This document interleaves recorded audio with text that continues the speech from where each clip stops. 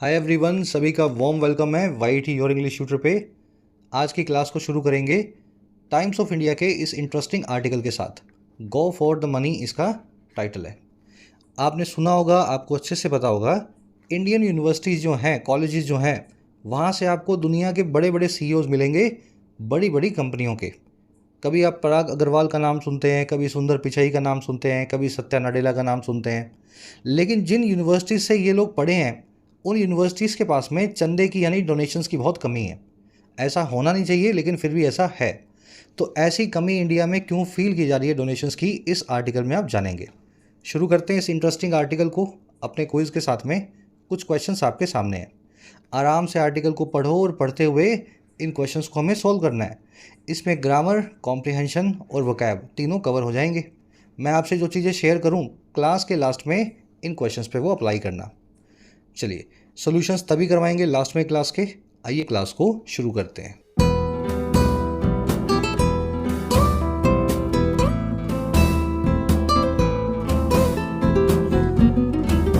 Alright, कह रहा है जी गो फॉर द मनी। देखिए, गो फॉर एक फ्रेज है इंग्लिश में।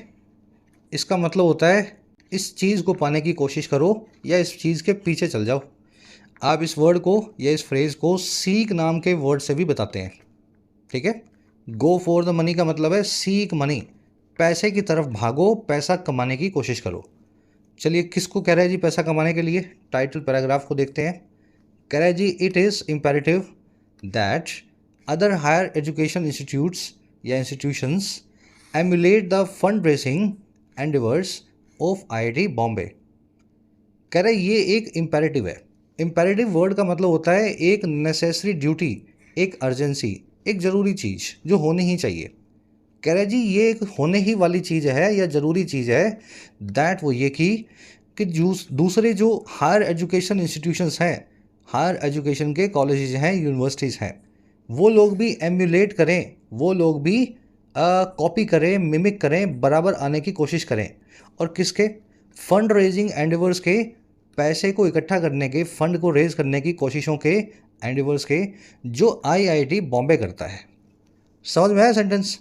हमारे देश में आईआईटी बॉम्बे जो है फंड रेजिंग एंडेवर्स कर रहा है, पैसे को, चंदे को लाने की कोशिश कर रहा है। तो ये इम्पेरेटिव हो चला है कि बाकी देश की बड़ी यूनिवर्सिटीज़ जो हैं, आईआईएम्स हैं, और भी जो बड़ी यूनिवर्सिटीज़ हैं, वो भी आईआईटी बॉम्बे जैसे कर रहा है ना, वैसे वैसे उस तरीके को एम्यूलेट करें, उस तरीके को कोशिश करें मैच करने की। चलिए, इंस्टीट्यूशंस आपका सब्जेक्ट है, एम्यूलेट इसकी वर्ब है। एम्यूलेट का मतलब होता है किसी चीज़ को मैच करने की कोशिश करना, बिल्कुल वैसा ही करने की कोशिश करना, किसी के बराबर आने की कोशिश करना। अगर सचिन ने 100 सेंचुरीज बनाई हैं और पीछे पीछे रोहित शर्मा या विराट कोहली भी 100 सेंचुरी बनाने की कोशिश कर रहे हैं, they both are trying to emulate Sachin Tendulkar in terms of number of centuries scored. आ रही बात समझ में? जो पहले हो चुका है उसी काम को दोहराने की कोशिश करना कहलाता है एम्यूलेट करना। एंडेवर एक अच्छा वर्ड है, कोशिश के लिए, ट्राई के लिए, अटेम्प्ट के लिए या एफर्ट के लिए। इम्पेरेटिव आप देख चुके हैं, नेसेसरी ड्यूटी या ऑब्लिगेशन को इम्पेरेटिव बोलते हैं। चलिए आगे बढ़ेंगे। आर्टिकल की सारी वोकैब, ये भारी भारी वर्ड्स देख रहे हो ना, कभी एंडेवर आता है, कभी एम्यूलेट आता है, आगे देखोगे आमा मैटर देखोगे, है ना। ये सारे भारी भारी भरकम वर्ड्स एक बार देख लेते हैं ताकि अपने इसको स्मूथली पढ़ सकें। क्लास को एक लाइक और एक शेयर ज़रूर से दें अगर आपको इस क्लास से कुछ एडिशनल बेनिफिट्स होते हैं। और हाँ, उसी के साथ में, और जिन बच्चों ने ऐप को डाउनलोड नहीं किया है, ज़रूर से अपनी एंड्रॉयड और iOS ऐप को डाउनलोड कर लेना। ऐप पे आपको सभी कोर्सेज मिलेंगे जिनमें पर्सनली आपको गाइडेंस मिल जाती है। राइटिंग के कोर्स में आपको लिखना सिखाया जाता है, आप लिख सकते हैं 70 से 80 घंटों में। इस कोर्स पे कुछ डिस्काउंट चल रहे हैं, फ़ायदा ले सकते हो इस कूपन कोड की मदद से आज। इसी तरीके से यूपीएससी कंप्लीट माइग्रेशन कोर्स में आपको UPSC prelims, mains, answer writing, essay, precis, grammar, vocab, everything is covered in this course. Hindi से, गुजराती से, बंगाली से, पंजाबी से आप इंग्लिश में माइग्रेट कर सकते हैं यूपीएससी किसी भी सिविल सेवा एग्जाम के लिए। इसका भी फ़ायदा ले सकते हैं। बैंकिंग का कोर्स भी अवेलेबल है जिसमें प्रीलिम्स, मेंस, सभी बैंकिंग एग्जाम्स की आपको तैयारी करवाई जाती है। इसी तरीके से सभी एसएससी एग्जाम्स का भी फुल प्रैक्टिस पैकेज अवेलेबल है। Download the app today, comment section में ऐप का लिंक रखा है। चलिए अब आगे बढ़े, क्लास को शुरू करें। ये कॉन्टैक्ट नंबर है टीम से बात करने का व्हाट्सएप के थ्रू। चलिए, वो कैब शीट है अपनी आज की, 6-7 वर्ड्स हैं अपने पास। शुरू कर लेते हैं एम्यूलेट से। किसी चीज़ को मिमिक या कॉपी करने की कोशिश करना या उसके बराबर आने की कोशिश करना एमुलेट है। All software companies of 90s try to emulate Microsoft. 1990 के दशक की सभी सॉफ्टवेयर कंपनियों ने कोशिश की कि वो माइक्रोसॉफ्ट को एमुलेट करें, उसके बराबर आने की कोशिश करें या उसको कॉपी करें। एमुलेट को इमिटेट करना, कैच अप विद करना या फॉलो सूट करना भी बोलते हैं। आज आप एमुलेट नाम का वर्ड और इसका सिनोनिम देखेंगे फॉलो सूट नाम का फ्रेज, दोनों को आर्टिकल में देखेंगे। फॉलो सूट करना क्या है? किसी के नक्शे कदम पे चलना, किसी के पीछे पीछे जाना। अगला वर्ड है जी अपने पास वेंचर। क्या होता है जी वेंचर? वेंचर होता है कोई भी ऐसा कोशिश, अटेम्प्ट जिसमें कुछ रिस्क हो, और स्पेशली जो बिजनेस के फील्ड में हो। आपने कोई नई कंपनी खोली, नया स्टार्टअप किया या किसी जॉब वॉब में भी चले गए, करियर को चेंज किया, ये सब आपके करियर वेंचर्स या बिजनेस वेंचर्स कहलाते हैं। यूज़ करके देख लेते हैं। वेंचर वर्ड को एंडेवर या एक्सपेरिमेंट या इन्वेस्टमेंट या एडवेंचर बोल सकते हैं। आज एंडेवर नाम का सिनोनिम इसका आर्टिकल में देखेंगे। Hoarding and black marketing is a risky venture. Hoarding करना यानी काला बाजारी करना, इकट्ठा करना है ना, जमाखोरी करना, और ब्लैक मार्केटिंग करना, काला बाजारी करना, ये एक रिस्की वेंचर है, एक बहुत ही जोखिम भरा बिजनेस है ना। अगर ये कर रहे हो तो पैसे तो खूब मिलेंगे, लेकिन सरकार कभी भी पकड़ के टांग देगी अगर उसकी सरकार की सीध में आ गए तो। Hoarding and black marketing is a risky venture. और वैसे ही a few fisherman ventured into the stormy waters and lost their lives. देखिए यहाँ पे वेंचर वर्ड को जो है वर्ब फॉर्म में यूज़ किया गया। ये वर्ड जो है नाउन भी है, वर्ब भी है। फर्स्ट फॉर्म में तो हमने इसको फर्स्ट वाले सेंटेंस में नाउन में देखा, नाउन की तरह। अब यहाँ पे वर्ब बना दिया। कुछ मछुआरे जो हैं वेंचर कर गए, रिस्क लेकर के उन्होंने एक अटेम्प्ट किया, और जो है स्टॉर्मी वाटर्स में जाने का, तूफान भरे पानी में जाने का, और उन्होंने लॉस्ट कर दिया अपनी लाइफ्स को, खो दिया अपनी जिंदगियों को। चलिए अगला वर्ड है पर्टिनेंट। पर्टिनेंट का मतलब होता है संबंधित या रेलेवेंट, संबंधित या relevant. The most pertinent concern for Europe today is an energy crisis in winters. सबसे ज़्यादा जो रिलेवेंट कंसर्न है, पर्टिनेंट कंसर्न है, चिंता है यूरोप के लिए आज, वो है एक एनर्जी क्राइसिस विंटर्स के दौरान, यानी सर्दियों के दौरान। पर्टिनेंट को रिलेटेड या एप्रोप्रिएट भी बोलते हैं। तो जैसे रिलेटेड के बाद में आप टू लगाते हैं ना, वैसे ही पर्टिनेंट वर्ड जो है वो भी अपने बाद में टू लेता है। जिस भी चीज़ से जो चीज़ रिलेटेड हो, पर्टिनेंट हो, टू लगा के आप बताएंगे। चलो अब जब ये यूज़ होगा आर्टिकल में तब अपने इसको देखेंगे, इसको रिपीट करेंगे। अगला वर्ड है जी डिलेमा। आप अच्छे से इस वर्ड को जानते हैं। धर्म संकट के लिए डिलेमा नाम का वर्ड यूज़ होता है, और धर्म संकट को प्रेडिकामेंट, क्वांड्री, बाइंड या हॉब्सन चॉइस इस ईडियम से भी बताया जाता है। याद है ना ईडियम हॉब्सन चॉइस? एक तरफ तू जो है कुआं, एक तरफ खाई, है ना, तो आप कहाँ जाओगे? आपके पास कोई चॉइस ही नहीं है, आप एक क्वांड्री या धर्म संकट में होते हैं, इस केस के अंदर भी। याद रखने हैं सारे। आज क्वांड्री और डिलेमा दोनों वर्ड्स आएंगे आर्टिकल के दौरान। At the start of the second wave of the pandemic the nation was in a dilemma over the necessity of lockdowns. दूसरी वेव के, दूसरी लहर के स्टार्ट के वक्त, शुरुआत के वक्त पूरा देश एक धर्म संकट में था, नेसेसिटी को लेकर के, ज़रूरत को लेकर के लॉकडाउन्स की। काफ़ी लोगों को लगता था लॉकडाउन्स की ज़रूरत नहीं है बार बार, और कुछ लोगों को लगता था कि लॉकडाउन्स फिर से लगाए जाएं। तो ये धर्म संकट की सिचुएशन थी। चलिए सेकंड लास्ट वर्ड आज का अपना, टैप इनटू करना। देखिए टैप का मतलब होता है नल, नल। इनटू का मतलब होता है अंदर। मान लीजिए आपके पास एक बॉक्स भरा हुआ है बड़ा सारा पानी का, एक कैन है, ठीक है, वाटर का कैन है। इसमें से पानी पियोगे आप धीरे धीरे करके, तो क्या तरीका है पानी निकालने का? अभी इसमें हाथ डालो, अपना जो है ग्लास से, मग से पानी निकाल लो। और बढ़िया तरीका ये है कि यहाँ पे इसके टैप फिक्स कर दो, नल फिक्स कर दो, उस नल से पानी आप निकालते रहोगे ईजिली। तो जैसे कैन अगर आपके पास हो, पानी निकालने के लिए आप उसमें टैप इनटू करते हैं, पानी को यूटिलाइज करने के लिए। वैसे जीवन में कभी भी कोई अपॉर्चुनिटी मिले, कोई मौका मिले, आप अगर उसको यूटिलाइज करेंगे तो आप टैप इनटू नाम की फ्रेजल वर्ब का इस्तेमाल करेंगे। ये ऐसे ही बनी है जैसे पानी को निकालने के लिए टैप लगा करके इनटू किया जाता है ताकि पानी को आप सही से यूज़ कर सकें, वैसे कहीं भी किसी भी चीज़ का सही इस्तेमाल हो जाए टैप इनटू फ्रेजल वर्ब से। Our world needs to tap into solar and nuclear energy to reduce carbon emissions.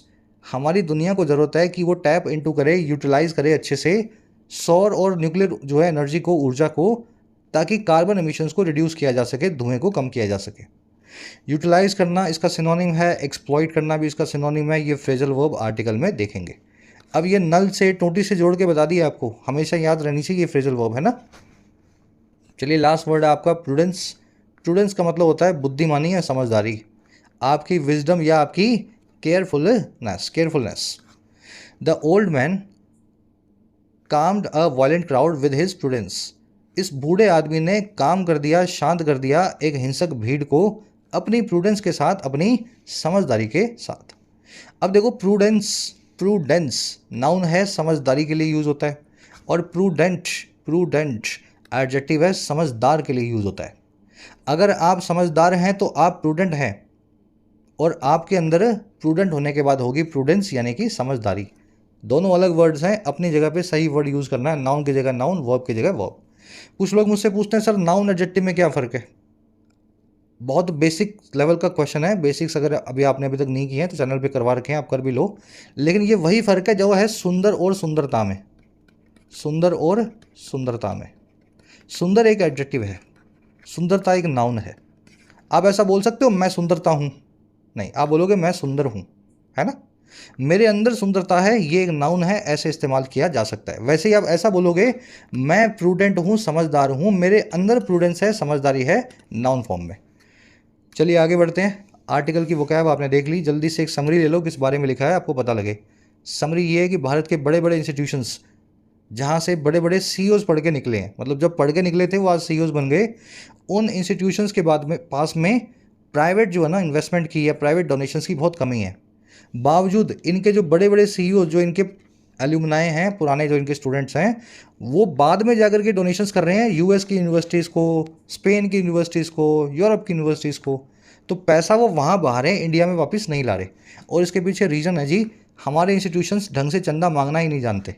Recently IIT Bombay ने अपना फंड रेजिंग कैंपेन शुरू किया है और काफ़ी पैसा जोड़ भी लिया, 38.5 मिलियन डॉलर्स, है ना, काफ़ी पैसा। ये हमारा आर्टिकल ये कह रहा है कि जो आईआईटी बॉम्बे कर रहा है वो सभी को करना चाहिए। हमारे देश से निकले हुए बड़े बड़े जो लोग हैं वो यहाँ आएंगे, इन्वेस्ट करेंगे, एजुकेशन सिस्टम को और दुरुस्त करेंगे। तो आज की टोन है सजेस्टिंग। आईआईटी बॉम्बे के नक्शे कदम पे चलने के लिए सभी इंस्टीट्यूशंस को सजेस्ट किया जा रहा है।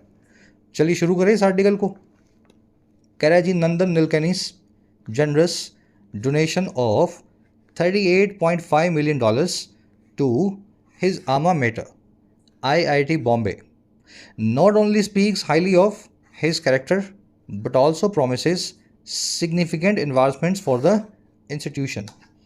कह रहा है जी नंदन नीलकनी नाम के जो जनरस डोनेशन है आदमी की, जनरस मतलब होती है दिल खोल करके, बिग हार्टेड, बेनेवलेंट। कह रहे हैं नंदन नीलकनी की दिल खोल करके जो की गई डोनेशंस हैं 38.5 मिलियन डॉलर्स की। कितना होता है भाई 38.5 मिलियन डॉलर्स? देखिए 1 मिलियन डॉलर होता है 8 करोड़ रुपए, और 38.5 मिलियन डॉलर हो गया यानी कि 300 करोड़ रुपए ऑलमोस्ट। तो कह रहे हैं जी इनकी जो 300 करोड़ रुपए की जो डोनेशन है, और ये किसको दी गई है? ये दी गई है इनके आमा मेटर को, इनके पुराने इंस्टीट्यूशंस को जहाँ से पढ़ के निकले हैं। आमा मेटर मतलब जहाँ से आपको डिग्री मिली है ग्रेजुएशन की। कह रहे जो कि है आईआईटी बॉम्बे के अंदर है, पवई में। कह रहे ये इंस्टीट्यूशंस या ये डोनेशन ना केवल स्पीक हाईली ऑफ करती है, बहुत अच्छे से हमें बताती है नंदन नीलकनी के कैरेक्टर को, उनके चरित्र को, बल्कि साथ ही साथ प्रॉमिस करती है, वादा करती है बड़ी बड़ी बेहतरी का, एडवांसमेंट का आईआईटी बॉम्बे नाम के इस इंस्टीट्यूशन के लिए, इस एजुकेशन कॉलेज के लिए। आगे बात समझ में। डोनेशन आपका सब्जेक्ट है, इसकी 2 वर्ब्स है। Donation speaks highly of his character and donation promises significant advancements. Speak highly of मतलब किसी चीज़ के बारे में बड़े अच्छे से बताना, किसी चीज़ को बहुत अच्छी लाइट में दिखाना। तो इनका कैरेक्टर बड़े अच्छी लाइट में दिखता है। इतना पैसा एक इंडिविजुअल पर्सन जब अपने कॉलेज को डोनेट करता है, इट मैटर्स, है ना। चलिए जनरस आपने देख लिया, दिल खोल के किया गया काम, फिलैंथ्रोपिक जो काम होता है वो जनरस होता है। अब इस वर्ड पे नज़र डालो, आमा मैटर पे। इसका क्या मतलब होता है जी? देखिए आमा का मतलब होता है बड़े दिल वाला, और मैटर का मतलब होता है माँ। समझ गए? बड़े दिल वाला और उसके साथ में माँ। अब ये बड़े दिल वाली माँ कौन है? आमा मैटर वो यूनिवर्सिटी है, वो स्कूल है, वो कॉलेज है जो आपने अटेंड किया था, जहाँ से आपने अपनी 10वीं की, 12वीं की, फिर आपने अपना कॉलेज ग्रेजुएशन किया, पीएचडी किया, पोस्ट ग्रेजुएशन किया, वो सभी कॉलेजेस, वो सभी स्कूल्स आपके आमा मेटर हैं। याद रहेगा वर्ड ये। चलो, आज के क्विज में आपसे पूछा भी हुआ है। अब देखो, इसी आमा मेटर को तो आपने बता दिया, उस कॉलेज को तो आपने बता दिया इस वन वर्ड से, लेकिन मैं अगर एक मेल की बात करूं जिसने किसी कॉलेज से कोई डिग्री ली है, भाई जैसे नंदन नीलकेनी है, इन्होंने आईआईटी बॉम्बे से अपनी ग्रेजुएशन की है, अपनी बीटेक की है, तो नंदन नीलकेनी आईआईटी बॉम्बे के लिए क्या कहलाएंगे? इसको वन वर्ड की भाषा में बोलते हैं। मैं लिख देता हूँ, ये वर्ड्स आपने शायद सुने नहीं होंगे पहले। एल्यूमनस, ठीक है, एल्यूमनस। एल्यूमनस वो आदमी होता है, वो मेल होता है जिसने किसी कॉलेज से कोई डिग्री ली होती है। तो ये आईआईटी बॉम्बे बोलेगा नंदन नीलकेनी हमारा एल्यूमनस है, हमारा डिग्री लिया हुआ बच्चा है। अच्छा, अगर ये कोई फीमेल हो जाए तो उसके लिए जो वर्ड यूज़ होता है वो होता है जी एल्यूमनी, एल्यूमना, ठीक है, एल्यूमना लिख देता हूँ। ये है जी फीमेल किसी लड़की के लिए। चलो, अगर ये दोनों मिक्सचर में हों, कुछ लड़के भी हों, कुछ लड़कियां भी हों, और कॉलेज बोलना चाहे इन सबको हमारे यहाँ से डिग्री मिली है, तो उसको अपने अंग्रेजी में बोलते हैं जी एल्यूमनाई। ये 3 वर्ड्स आपको दिमाग में बिठा के रखने हैं। एक लड़का हो, डिग्री लेके गया हो कॉलेज से, तो कॉलेज उसको बोलेगा एल्यूमनस। लड़की हो, एक लड़की, तो उसको बोलेगा एल्यूमना। और लड़के लड़कियों का जो ग्रुप है उस ग्रुप को बोलेगा एल्यूमनाए। और एल्यूमना जो है ना, इसका प्लूरल भी है। अगर काफ़ी सारी लड़कियां ही हों, 5, 10, 15, 20, तो वो सारी की सारी एल्यूमनाए बन जाती हैं। ये वाला वो याद है ना, फॉर्मूला से फॉर्मूले, पीछे ए ई लगा के प्लूरल बनाने वाला, ये वही वाला सिस्टम है ये, ठीक है ना। तो एल्यूमनाए मतलब लड़कियों का ग्रुप जो कॉलेज से निकला हो। ये वर्ड उतना इंपॉर्टेंट नहीं है, ये तीनों आपको जरूर याद रखने हैं, एल्यूमनस, एल्यूमना और एल्यूमनाए। चलिए आगे बढ़ेंगे, स्क्रीनशॉट ले लो इसका। आज के क्विज में आपसे पूछा गया है ये कॉन्सेप्ट। आगे कह रहा है जी, however it raises a pertinent question, why do many of India's public institutions struggle to attract funding. कह रहे हैं हालांकि ये चीज़ रेज करती है एक रिलेवेंट क्वेश्चन को, एक संबंधित सवाल को, क्यों इंडिया की बहुत सारी पब्लिक इंस्टीट्यूशंस जो हैं वो स्ट्रगल करती हैं अट्रैक्ट करने में फंडिंग को। तो ये सवाल आपसे इस क्वेश्चन को उठाया गया है। इट की वर्ब है रेजिस, मैनी ऑफ इंडियन इंस्टीट्यूशंस की वर्ब है स्ट्रगल। हेल्पिंग वर्ब को बाहर निकाल करके सब्जेक्ट से पहले रखा गया है, क्योंकि सेंटेंस एक इंट्रोगेटिव सेंटेंस है, सवाल सेंटेंस में पूछा गया है ना। इसको मैं मार्क कर दूं जो है पिंक कलर से। ये हेल्पिंग वर्ब है आपकी, डू रखी गई है सब्जेक्ट से पहले, क्योंकि लास्ट में क्वेश्चन मार्क है, इंट्रोगेटिव सेंटेंस है, इसको इन्वर्जन बोलते हैं, ये करना जरूरी होता है। कह रहे जी, this quandary is particularly striking considering the existence of a dedicated body HEFA HEFA establish in 2017। कह रहे ये जो क्वांट्री है, ये जो धर्म संकट है, डिलेमा है, ये खास करके ज़्यादा स्ट्राइकिंग है और ज़्यादा नोटिसेबल है और ज़्यादा हैरान करने वाली है। कंसीडर करते हुए इस चीज़ को, और किसको, एग्जिस्टेंस को, मौजूदगी को, एक खास बॉडी की, एक खास ऑर्गेनाइजेशन की जिसका नाम है हैफा, और जो इस्टेब्लिश की गई थी सन 2017 में। अच्छा, क्या काम करती है भाई ये? Which aims to assist in fundraising efforts. कह रहा है ये वही बॉडी है जिसका एम है कि ये असिस्ट करे, हेल्प करे कॉलेजेस को पैसा इकट्ठा करने, डोनेशन इकट्ठा करने के एफर्ट्स में। तो एक बॉडी भी हमने बना दी, बावजूद उसके भी पैसा नहीं आ रहा। Then this is very striking. इस क्वांट्री की वर्ब है इस, क्वांट्री मतलब आपकी है ना, धर्म संकट, हॉप्सन चॉइस, प्रेडिकामेंट, डिलेमा। अच्छा, स्ट्राइकिंग मतलब जो आपको स्ट्राइक करे, जो हैरान करे, जो नोटिसेबल हो, ऑब्वियस हो, बड़ी एविडेंट चीज़ हो। विच की वर्ब है एम्स, विच आया है हैफा के लिए, और इसमें कुछ देखने वाला है नहीं। कह रहे जी, despite its mandate HEFA has only manage to approve 141 projects with the meagre 46,700 crore by the end of last year. कह रहे जी, बावजूद इसके मैंडेट के, मैंडेट का मतलब होता है जी जनादेश, जो किसी सरकारी डिपार्टमेंट को मिला होता है। कह रहे जी, बावजूद इसके जनादेश के, मैंडेट के, इसकी रिस्पॉन्सिबिलिटी के, हैफा ने सिर्फ मैनेज किया है अप्रूव करना 141 प्रोजेक्ट्स को, और जो कितने करोड़ के हैं, इतने करोड़ के हैं पिछले साल के अंत तक, 2023 के या 22 के अंत तक। तो 17 से 22 से 5 साल के अंदर पूरे भारत में ये छोटा सा अमाउंट जो है, कुछ भी नहीं है ये, अगर पूरी इंडिया की बात करें तो $5 बिलियन है ये।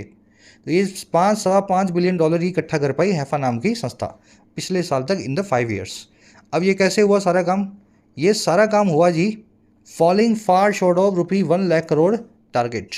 ये फॉल शॉर्ट ऑफ होते हुए हुआ या यूँ कह दें पूरा ना करते हुए हुआ अपने 1 लाख करोड़ के रुपए के टारगेट का। उसका आधा भी पूरा नहीं कर पाई जो 5 साल में इसको टारगेट मिला था। कहने का मतलब ये हैफा की वर्ब है has managed. Fall short of करना यानी किसी चीज़ को ऑब्जेक्टिव को पूरा करने में फेल हो जाना। शॉर्ट ऑफ जो फ्रेज है ना इसका मतलब भी होता है कम, डेफिशिएंट, लैकिंग। और फॉल शॉर्ट ऑफ कर रहे हैं तो किसी चीज़ में आप कमतर रह रहे हैं, किसी काम को पूरा ठीक से ना कर पा रहे हैं। चलिए और आगे बढ़े। डिस्पाइट का मतलब होता है बावजूद। डिस्पाइट के बाद में आप कभी भी ऑफ का इस्तेमाल नहीं करते। इसका सिनोनिम जो है इंस्पाइट, उसके आगे बाद में आप जो है ऑफ लगा हुआ देखेंगे। डिस्पाइट ऑफ के बिना, इंस्पाइट ऑफ के साथ। आगे कह रहे हैं जी although the plan was for HEFA to secure funds from the private sector, precise details regarding this aspect remain elusive. कह रहे हालांकि जो प्लान था हैफा के लिए, और किस चीज़ के किस काम के लिए भाई, सिक्योर करने के लिए। जो हालांकि जो प्लान था वो था सिक्योर करना फंड्स को प्राइवेट सेक्टर से, है ना, लोगों से, बड़े बड़े जो है सीईओज थे जो इन कॉलेज से पढ़ के गए हैं, तो प्लान तो ये था। कह रहे जी फिर भी सटीक जो डिटेल्स हैं, एग्जैक्ट जो प्रिसाइज डिटेल्स हैं इस आस्पेक्ट को लेकर के, इस पहलू को लेकर के, वो अभी भी एल्यूसिव बनी हुई हैं, अभी भी हमारे पास नहीं है। व्हेन समथिंग इज एल्यूसिव, वो आपके हाथ में नहीं आ रही, इवेसिव है, स्लिपरी है, आप उसको पकड़ नहीं पा रहे हो। बात आ रही है समझ में। ये 46-700 करोड़ कहाँ से आए हैं? कहीं सरकार ने तो नहीं दे दिए, प्राइवेट सेक्टर से आए हैं, सरकार से आए हैं, ये बात हमें अभी भी नहीं पता। 1 लाख करोड़ प्राइवेट सेक्टर से इसको निकालने थे हैफा को, हमें तो सिर्फ इतना पता है। तो प्लान की वर्ब है वॉज, डिटेल्स की वर्ब है remain. When you remain elusive, अब हाथ में आने को तैयार नहीं हो, अब किसी के हाथ में नहीं आ रहे हो ना, सब आपको पकड़ ही नहीं पा रहे हैं, आप इवेजिव हैं। प्रिसाइज का मतलब होता है एकदम एग्जैक्ट या सटीक, करेक्ट। चलिए और आगे बढ़ते हैं। कह रहे जी the government of India as an equity contributor allocated rupee 1 lakh in 22 or 23, but disappointingly no allocation was made for 23-24, highlighting the sluggish progress made thus far। कह रहे सरकार जो है एक इक्विटी कंट्रीब्यूटर के तौर पे, इक्विटी कंट्रीब्यूटर कौन होता है जी? जो इनिशियल इक्विटी को, इनिशियल फंडिंग को, सीड फंडिंग को देता है। कह रहे भारत सरकार जो है इक्विटी कंट्रीब्यूटर के तौर पे उसने एलोकेट किया था 1 लाख रुपए 22-23 में। कह रहे लेकिन डिसअपॉइंटिंग करने वाले अंदाज में, या यूं कहते हैं निराशाजनक तौर पे, डिसअपॉइंटिंगली कोई भी एलोकेशन नहीं की गई 2023-24 में, अगले साल। और ये सारा काम हुआ जी हाईलाइट करते हुए, दिखाते हुए उस धीमी प्रोग्रेस को, स्लगिश प्रोग्रेस को जो मेड हुई है या जो बनाई गई है 10 फार, यानी अभी तक। आया सेंटेंस समझ में? आप बोलोगे सर 1 लाख रुपए से क्या होता है, यहाँ तो हज़ारों करोड़ की बात हो रही है। इक्विटी कंट्रीब्यूटर जो है ना इनिशियल इक्विटी डालता है। अब ये 1 लाख रुपए कहीं जाएंगे नहीं, ये एफा में पड़े रहेंगे। और एक सिंबॉलिक जो है ना इन्वेस्टमेंट की है भारत सरकार ने। तो इक्विटी कंट्रीब्यूशन अलग होता है, नींव बनाने के लिए होता है किसी भी संस्थान की। तो हमने नींव बनाने के लिए 1 लाख डाला भी था, उसके बाद अगले साल हमने कोई एलोकेशन नहीं की। तो सरकार का मतलब ये है कि सिंबॉलिकली भी सरकार जो है ना हैफा में बिल्कुल भी सीरियस हमें दिखाई नहीं दे रही है। नहीं तो अगले साल ये 5 लाख 10 लाख डालती, नींव के अंदर ये पैसा जाता है किसी इंस्टीट्यूशन की, ताकि वो लॉन्ग टर्म तक खड़ा रहे। गवर्नमेंट ऑफ इंडिया की वर्ब है एलोकेटेड, एलोकेशन की वर्ब है वॉज मेड। स्लगिश का मतलब होता है बहुत धीमा, बहुत लैक लस्टर, बहुत लैगर्ड। लेजी को बोलते हैं, स्लो को बोलते हैं, लेथार्जिक को स्लगिश। चलिए अब नेक्स्ट सेंटेंस पे आएंगे। आगे कह रहा है जी the scarcity of funds has severely hindered the growth of higher education in India. कह रहे जो फंड्स की या पैसे की स्कैरसिटी है, यानी कि कमी है, शॉर्टेज है, उसने बहुत बुरे से हिंडर किया है, बहुत बुरे से रोका है, स्टॉप किया है ग्रोथ को हायर एजुकेशन की भारत में। और कैसे किया है? Resulting in a staggering 11,000 vacant teaching positions across various institutions. Result in करते हुए, इस परिणाम को, इस रिजल्ट को लाते हुए, और जो रिजल्ट है एक स्टैगर कर देने वाली 11,000 वैकेंट पोजीशंस का, खाली जगहों का। स्टैगर करना यानी हैरान करना, सरप्राइज करना। तो इसका रिजल्ट यही है कि सरप्राइज करने वाले तौर पे 11,000 खाली टीचिंग पोजीशंस हैं भारत के पूरे जो है इंस्टीट्यूशंस के अक्रॉस, पूरे भारत के बड़े बड़े कॉलेजेस के अंदर, जिसमें शामिल है इंक्लूडिंग सेंट्रल यूनिवर्सिटी, भारत सरकार की कई खुद की यूनिवर्सिटीज़। आई बात समझ में? स्कैरसिटी ऑफ फंड्स है, इसलिए आज भी इतने टीचर्स आपको हायर एजुकेशन में नहीं मिलेंगे। स्कैरसिटी की वर्ब है हैज़ हिंडर्ड। स्कैरसिटी का मतलब होता है जी शॉर्टेज, डेफिसिट, दर्द या पॉसिटी, किसी चीज़ की कमी।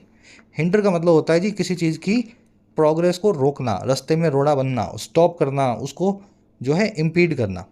स्टैगरिंग जो है ये वर्ड आप अक्सर देखोगे बड़ी बड़ी अमाउंट्स के साथ में। स्टैगरिंग 11,000 वैकेंट पोजीशंस, है ना। इसका मतलब होता है जी जो अमाउंट हम लिख रहे हैं वो बड़ी हैरान करने वाली है। इस स्टैगरिंग वर्ड से ना आप ये बताना चाह रहे हैं कि 11,000 करोड़ बहुत बड़ा है। इसीलिए आप कभी कभी स्टैगरिंग की जगह पे एस्टॉनिशिंग या वूपिंग भी देखेंगे। या ऐसा भी लिखा हो सकता था, वूपिंग 11,000 वैकेंट पोजीशंस। इन वर्ड्स को पकड़ो, है ना, इनका खुद का कुछ ज़्यादा मीनिंग है नहीं, ये किसी आंकड़े को बड़ा दिखाने के लिए यूज़ होते हैं। कह रहे जी when exorbitant fees are imposed, students face the dilemma of either dropping out और सीकिंग एजुकेशन अब्रॉड। कह रहे जब एक्सॉर्बिटेंट फीस जो हैं इम्पोज की जाती हैं, लगाई जाती हैं। एक्सॉर्बिटेंट क्या होता है जी? जो ऑर्बिट से, आपके दायरे से, आपके बूते से बाहर हो, जो बहुत ज़्यादा हो, प्राइस में बहुत हाई हो। कह रहे जी जब आपके बूते के बाहर की फ़ीस को लगाया जाता है कॉलेजेस के द्वारा, तो स्टूडेंट्स फेस करते हैं डिलेमा को, इस धर्म संकट को, क्वांट्री को, या तो पढ़ाई छोड़ देने की, ड्रॉप आउट कर देने की, या फिर एजुकेशन को अब्रॉड में सीख करने की, बाहर जाके पढ़ाई करने की। As witness in the case of medical students.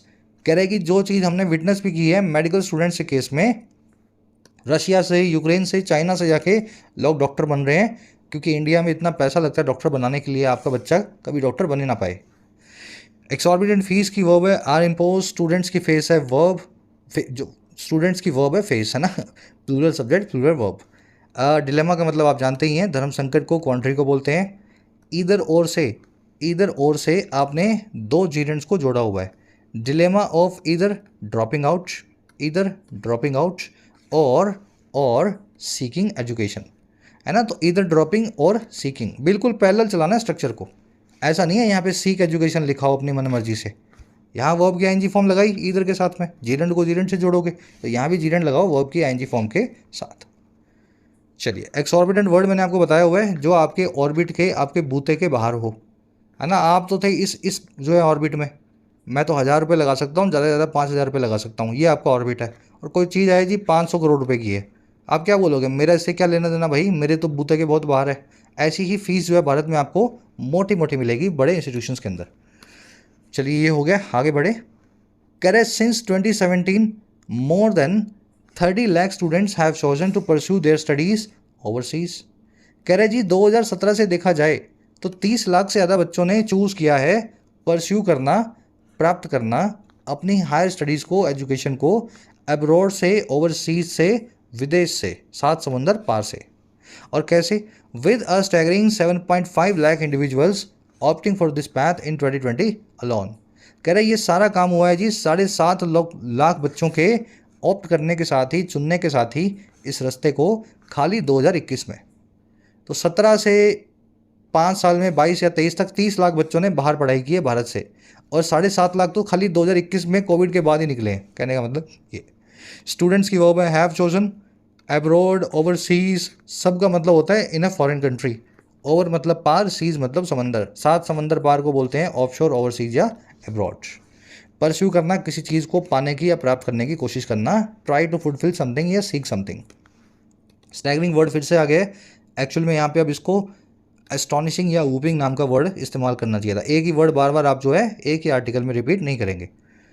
आगे कह रहा है जी in an attempt to address this issue the government of India urged central universities to establish endowments including foreign contribution regulation act और FCRA अकाउंट्स। कह रहे हैं जी इस अटेम्प्ट में, इस कोशिश में जो है इस इशू को एड्रेस करने की, इस मामले को सुलझाने की, भारत सरकार ने कोशिश किया कि वो सेंट्रल यूनिवर्सिटीज़ को, इन्होंने अर्ज करना मतलब रिक्वेस्ट करना, भारत सरकार ने रिक्वेस्ट किया सेंट्रल यूनिवर्सिटीज़ को कि वो इस्टेब्लिश करें अपने एंडोमेंट्स को। एंडोमेंट वर्ड है ना, इससे कई मीनिंग है। एंडोमेंट वर्ड का पहला मीनिंग होता है आपकी नेचुरल एबिलिटी किसी काम को करने की। आप दिमाग से बहुत तेज़ हो तो आप चेस अच्छी खेल सकते हो, चेस खेलने में आपकी एंडोमेंट है। आप बॉडी से बहुत फिट हो तो आप भागने दौड़ने में बड़े अच्छे हो, तो ये भागने दौड़ने में आपकी फिटनेस आपकी एंडोमेंट है। ये पहला मीनिंग। दूसरा मीनिंग इस वर्ड का होता है एक कैपिटल या निधि जिससे कोई इनकम जनरेट हो सके फ्यूचर में। आपने 1 करोड़ रुपए इकट्ठा कर लिया, मार्केट में इन्वेस्ट कर दिया, महीने का 1.5 लाख रुपए डिविडेंड आ रहा है, आपका पैसा भी जो है बढ़ रहा है आगे, तो ये आपका एंडोमेंट है। या दूसरा मीनिंग लगाया है, भारत सरकार ने अर्ज किया सेंट्रल यूनिवर्सिटीज़ को कि आप अपना अपना इंडोमेंट इस्टेब्लिश कर लें, पैसे का कहीं से जुगाड़ कर लें, बैंक में रखें या मार्केट में इन्वेस्ट करें, फिर उस पैसे से पैसा आपको निकलता रहे और आपका काम चलता रहे, जिसमें आपके फॉरेन बैंकिंग अकाउंट्स भी शामिल है। अगर सुंदर पिचई भी आपको पैसा देना चाहे तो आपके FCR अकाउंट में वो पैसा डाल सके। आया सेंटेंस समझ में? गवर्नमेंट ऑफ इंडिया की वर्ब है अर्स्ट, एंडोमेंट आपने देख लिया, एक निधि या एक फंड। कह रहे जी even the esteemed Delhi University situated in the national capital is struggling to secure sufficient funds. कह रहे यहाँ तक कि जो एस्टीम्ड, जो बड़ी रिस्पेक्टेड दिल्ली यूनिवर्सिटी है, जो नेशनल कैपिटल में दिल्ली में सिचुएटेड है, वो भी स्ट्रगल कर रही है पैसे को, फंड्स को, सफिशिएंट फंड्स को सिक्योर करने में। यूनिवर्सिटी की वर्ब है इज स्ट्रगलिंग। कह रहे the stark reality is that if these institutions aspire to grow and attain global excellence relying solely on government funding will lead them nowhere. कह रहा है जी सच्ची बात तो ये है, स्टार्क रियलिटी तो ये है। रियलिटी मतलब हकीकत, स्टार्क का मतलब है प्लेन एंड ग्लूमी, जो आपको देखने में उदास भी करे लेकिन साफ साफ हो। कह रहा है जी साफ साफ लेकिन उदासी भरी हकीकत, स्टार्क रियलिटी वो ये है कि अगर ये इंस्टीट्यूशंस एस्पायर करते हैं, कोशिश करते हैं पाने की, और किस चीज़ को, ग्रोथ को, अगर इनकी महत्वाकांक्षा है बड़ा होने की और ग्लोबल एक्सीलेंस को अटेन करने की, दुनिया में नाम कमाने की, कह रहे तो उस केस में रिलाय करना, निर्भर रहना खाली खाली सरकारी पैसे पे, वो इनको कहीं ना ले जाएगा, लीड करेगा नोवेयर। आई बात समझ में? रियलिटी की वर्ब है इज, स्टार्क का मतलब है प्लेन एंड ग्लूमी, इंस्टीट्यूशंस की वर्ब है एस्पायर, एस्पायर का मतलब है कुछ पाने की कोशिश करना, कुछ बनने की कोशिश करना। रिलाइंग जो जीरेंड है इसकी वर्ब है विल लीड। चलिए, rely on, depend on, hinge on, इनके बाद में ऑन प्रीपोजिशन फिक्स्ड है, जिस भी चीज़ पे आप निर्भर करते हैं। एक ग्रामर कॉन्सेप्ट है यहाँ पे, आपको करवाते हैं। एक छोटा सा सेंटेंस जो है ना बाद वाला, ये छोटा सा पैराग्राफ पूरा कर लो, फिर उसके बाद इस कॉन्सेप्ट पे आएंगे।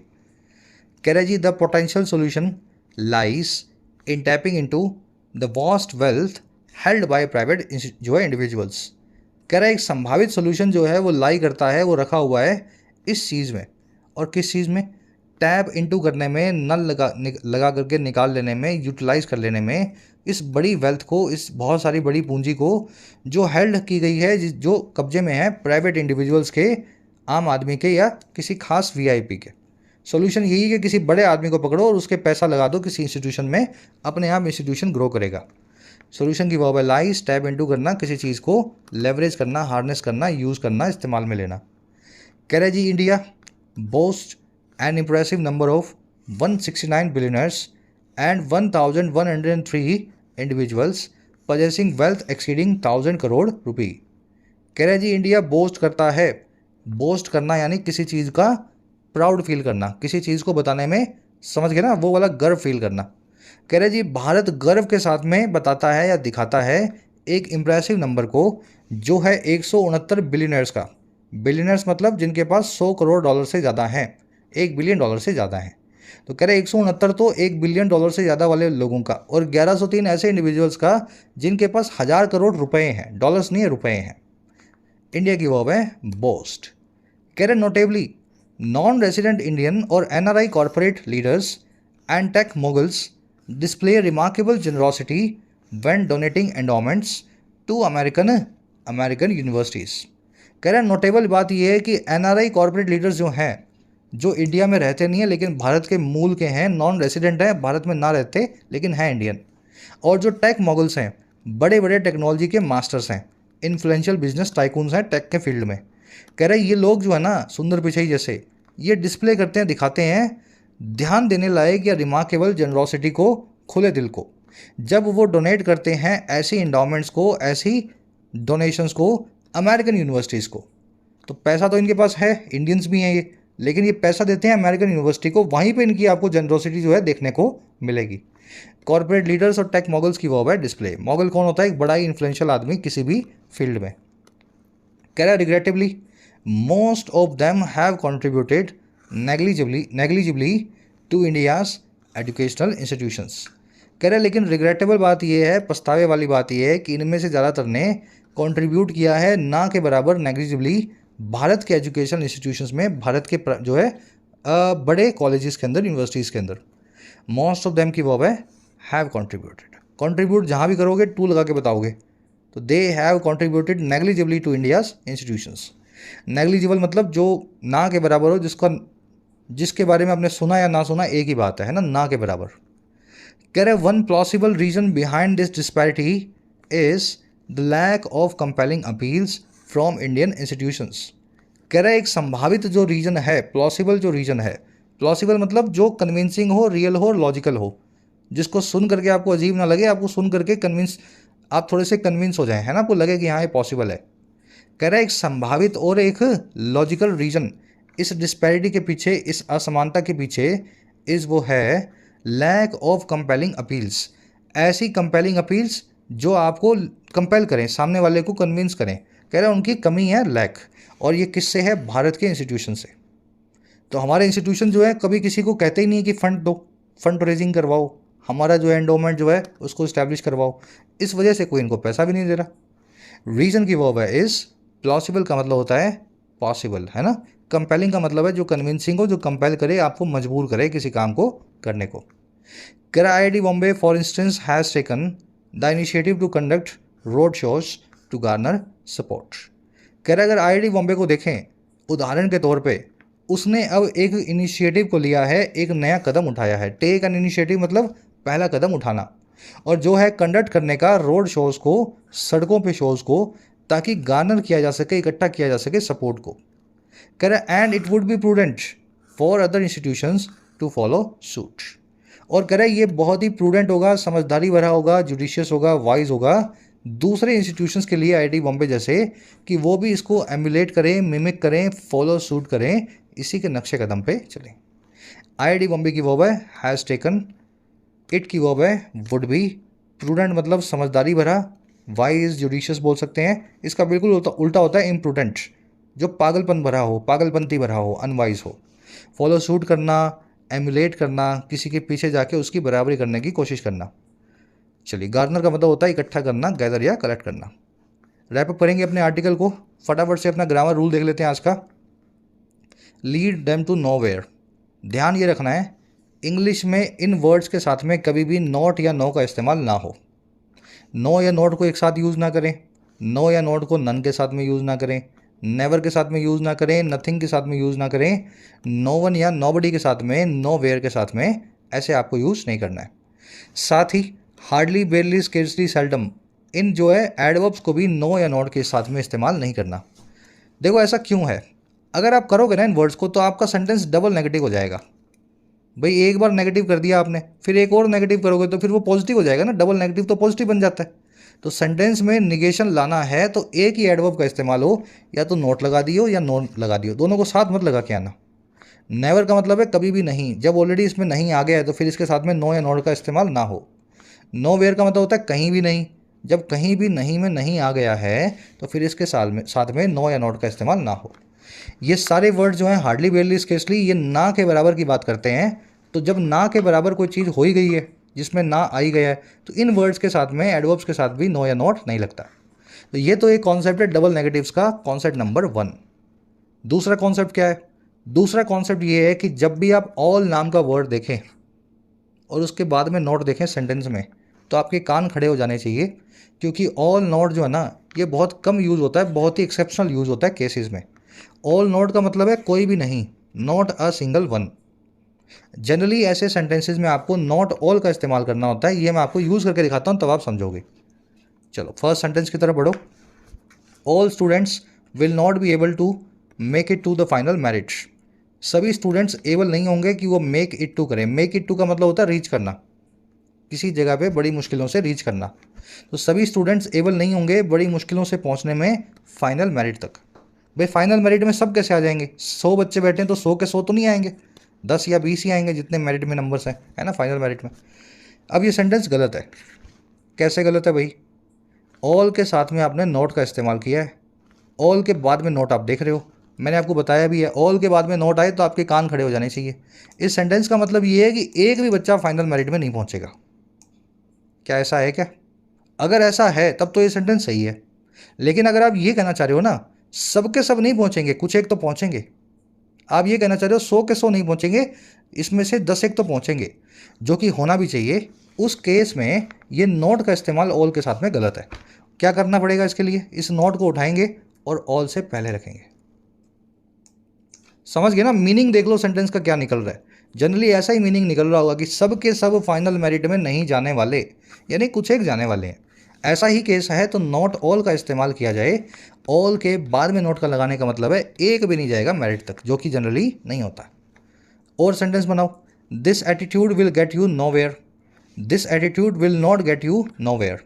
ये एटीट्यूड आपको गेट नहीं करेगा कहीं भी नहीं, इस एटीट्यूड के साथ आप कहीं नहीं पहुंच पाएंगे। कहने का मतलब ये, नोवेयर का मतलब है कहीं भी नहीं, तो फिर ये नोट क्यों लगाते हो? गलत है।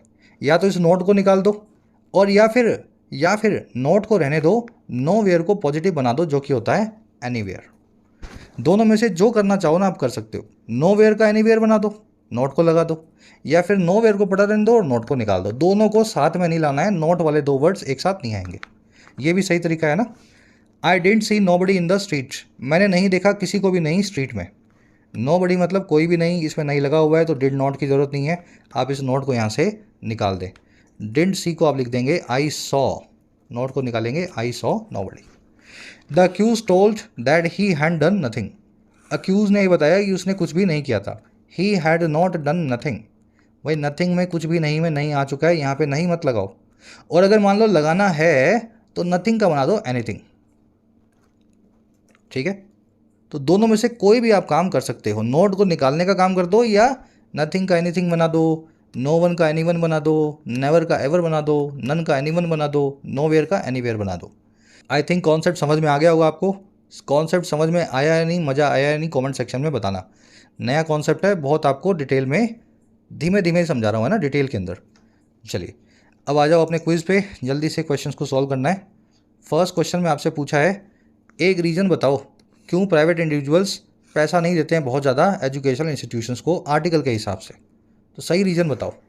उनको पता ही नहीं है डोनेशन अपॉर्चुनिटीज़ के बारे में, डोनेशन पे सरकार टैक्स बहुत लगाती है, उनको मज़ा आता है कि हम बाहर पैसा दें, इंडिया में पैसा देने का मन नहीं करता, या उनके पास पैसा ही नहीं है देने के लिए, वो दें कहाँ से? सही रीज़न आपको क्या लगता है इन लोगों का पैसा ना आने का क्या हो सकता है? थोड़ा सा अच्छे लेवल का क्वेश्चन है, हिंदी में आपको समझा दिया, इसलिए फर्स्ट कमेंट में इसका आंसर भी डाल रहा हूँ, वहाँ से मैच करें। सेकंड में आओ, कह रहे जी पैसेज के हिसाब से एक इफेक्टिव स्ट्रेटजी क्या होगी, असरदार स्ट्रेटजी क्या होगी भारत के इंस्टीट्यूशंस के लिए कि वो अट्रैक्ट करें और फंडिंग को प्राइवेट इंडिविजुअल से। कौन सा ऐसा काम हमारे सरकारी इंस्टीट्यूशंस या प्राइवेट यूनिवर्सिटीज़ कर सकती हैं कि वेल्थी लोगों से पैसा वो इकट्ठा कर सकें? वो पब्लिक प्राइवेट पार्टनरशिप करें इंफ्रास्ट्रक्चर डेवलपमेंट के लिए, वो रोबोस्ट एंडोमेंट प्रोग्राम चलाएं, स्कॉलरशिप फंड चलाएं, वो गवर्नमेंट रेगुलेशंस को इंक्रीज़ कर दें, जो है प्राइवेट डोनेशंस को लेकर के एजुकेशनल इंस्टीट्यूशंस में सरकार के कानूनों को कड़ा कर दें, या फिर कोलैबोरेट करें फॉरेन यूनिवर्सिटीज़ से रिसर्च और डेवलपमेंट प्रोजेक्ट्स में। तो कौन सी चीज़ आपको आर्टिकल में पैसेज में बताई गई है जो हमें करनी चाहिए? चलो कोशिश करो, कमेंट सेक्शन में फर्स्ट कमेंट में आंसर डाल दिया है। आगे बढ़ो, टैप इनटू फ्रेजल वर्ब पूछिए, इसका मीनिंग। तो टैप मतलब नल, वहाँ से इसको कनेक्ट करना है, आपको आती है ऑलरेडी। एक ग्रुप ऑफ पीपल जो एक कॉलेज के या इंस्टीट्यूट से ग्रेजुएट करता है, उसके लिए क्या वन वर्ड है आपको बताना है। बता ही दोगे ना? ग्रुप ऑफ पीपल, लड़के लड़कियों का मिक्सचर जो वन वर्ड है उसको बताना है।